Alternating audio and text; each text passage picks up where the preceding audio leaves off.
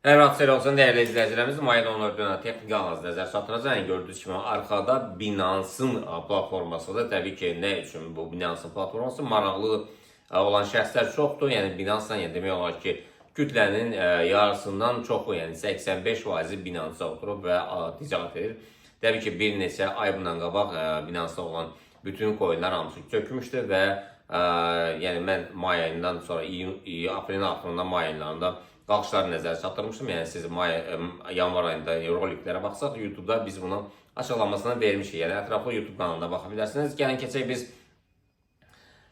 funtun olan rəqabətdən funtun olan. Bugün beynəlxalq maliyyə birjasının xəbərləri yoxdur, vacib xəbərlər sadəcə olaraq texniki analiz əsasında hərəkət edəcək. Yəni bugün texniki analiz əsasında yəni üstünlük vermək lazımdır. Funtun olan rəqabətə gündəlik missiya 1272 pips, dünən 1480 pips yuxarı doğru istiqamətlə davam etdirdi. Və bu gündəlik qrafiklərə baxsaq, bir zaman intervalına baxsaq, bu həm fan şurasının içindədir, həm də ki, sadəcə olaraq up trendin korreksiyasını verir. Alış əməliyyatları hansı nöqtəyə baxmaq lazım? 1.33-300-lərə, satışlar isə 1.32-900-lərə var. Təbii ki, informasiya xarakterdə ətraflı məlumat üçün daha mükəmməl öyrənməsi kurslara yaxınlaşın. Biz sizə ətraflı məlumat verək peşəkar səviyyədə. Keçək biz Euro-Dollar rəqabətinə 1187 pips, yəni gündəlik missiyadır və dünən 1140 pips yuxarı doğru istiqamət davam edir. Eyni zamanda Euro-Dollar rəqabəti də gündəlik zaman intervalında ümumi istiqaməti, yəni yuxarı təbii ki, korreksiyalar verir. Biz alışlara hansı nöqtəyə baxa bilərik? 1.12-100-lər, satışlar isə 1.11-700-lərə. Keçək biz qızıla. Qızıl bugün səhər saatlarına qızıl kimi qalxa bilmədi və dünən yəni ümumi gündəlik missiya 81 dollara. Dünən mükəmməl bir nəticə verdi. Yəni 51 dollar yuxarı doğru istiqamət davam edir. 40 dollar isə aşağı. Təbii ki, bundan qazana bilməyənlər varsa, təbii ki, günahları özlərində axtarsınlar və tradedən uzaq dursunlar. Nə üçün? Çünki əvvəllər, yəni deyək ki, bir neçə ay bundan qabaq ümumi istiqamət qızılda 25-30 dollar isə bu hal-hazırdakı vəziyyətdə daha çoxdur.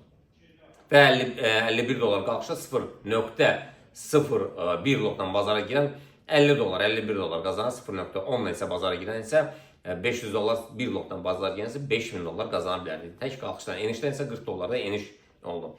Yəni buna diqqət edən yoxdursa, hər saniyə şamların qalxışından, enişindən qazanmaq istəyirsən, yəni onlar heç də qazana bilməyəcəklər. Nəysə, bu sırf olaraq psixoloji durumdur və tamahkarlıqdır, yəni onlar bilirsə acgözlükdür. İfadəmə görə üzr istəyirəm. Demək, deyək ki, qızılda 2 nöqtəni nəzərə çatdıracağım, yəni onlardan biri 3266-lar alışlar üçün, satışlar üçün isə 3206-lardır. Bu nöqtələrə mütləq diqqət edin. Neftə gəldikdə isə neft necə? Yəni neft gündəlik isə 2 dollar 13 sent, dünən 2 dollar 20 sent qalxdı. Təbii ki, müharibələrlə bağlı yenidən qalxacaq və bu biz hədəfləri müəyyən etmişdik. Demək, crude oildə 66-55-lərə qalxdı. Deməli, 55-lərə qalxdı. Future spotlar isə 67-31-lərə qalxdı.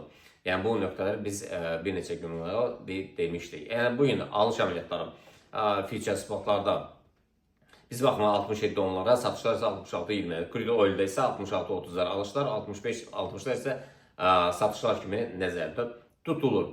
Bitcoin, yəni korreksiyadan sonra yenidən yuxarı doğru istiqamətdən 111-112 və 130-150-lər hələ ki və Türk lirəsi zəifləyir. 38-800-lərdədir. Nasdaq, S&P 500, yəni və DAX biz demişdik ki, yuxarı doğru istiqamətlə davam edir və dünən Nasdaqla S&P qalxdı, amma Dow Jones-dan DAX biraz ləngidir. Yəni bunlar da qalxacaqlar. Belə əzizlərim, özünüzə yaxşı baxın, görüşmək ümidi ilə sağ olun.